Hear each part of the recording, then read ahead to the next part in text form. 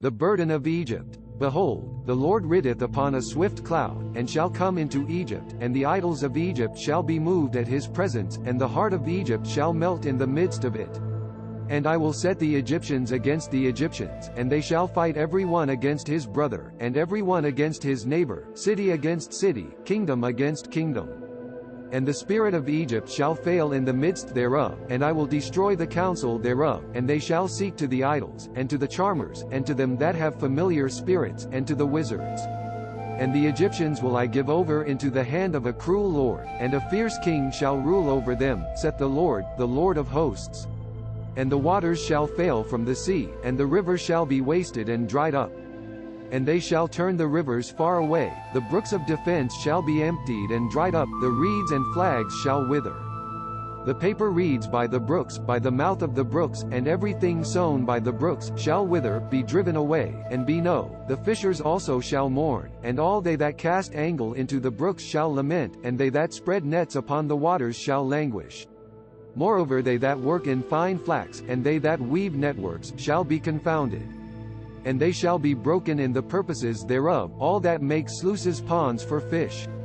Surely the princes of Zoan fools, the counsel of the wise counsellors of Pharaoh is become brutish. How say ye unto Pharaoh, I the son of the wise, the son of ancient kings?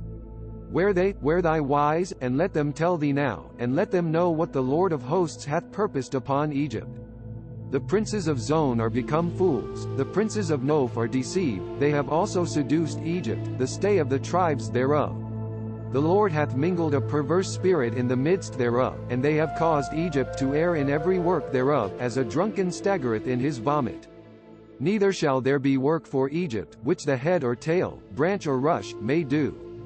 In that day shall Egypt be like unto women, and it shall be afraid and fear because of the shaking of the hand of the Lord of hosts, which he shaketh over it.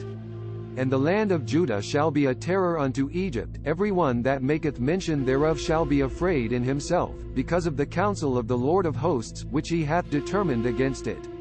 In that day shall 5 cities in the land of Egypt speak the language of Canaan, and swear to the Lord of hosts, one shall be called, the city of destruction. In that day shall there be an altar to the Lord in the midst of the land of Egypt, and a pillar at the border thereof to the Lord. And it shall be for a sign and for a witness unto the Lord of hosts in the land of Egypt, for they shall cry unto the Lord because of the oppressors, and he shall send them a saviour, and a great one, and he shall deliver them. And the Lord shall be known to Egypt, and the Egyptians shall know the Lord in that day, and shall do sacrifice and oblation, yea, they shall vow a vow unto the Lord, and perform. And the Lord shall smite Egypt, he shall smite and heal, and they shall return to the Lord, and he shall be intreated of them, and shall heal them. In that day shall there be a highway out of Egypt to Assyria, and the Assyrian shall come into Egypt, and the Egyptian into Assyria, and the Egyptians shall serve with the Assyrians. In that day shall Israel be the third with Egypt and with Assyria, a blessing in the midst of the land, whom the Lord of hosts shall bless, saying, Blessed Egypt my people, and Assyria the work of my hands, and Israel mine inheritance. This content was provided by angelotricarico.com.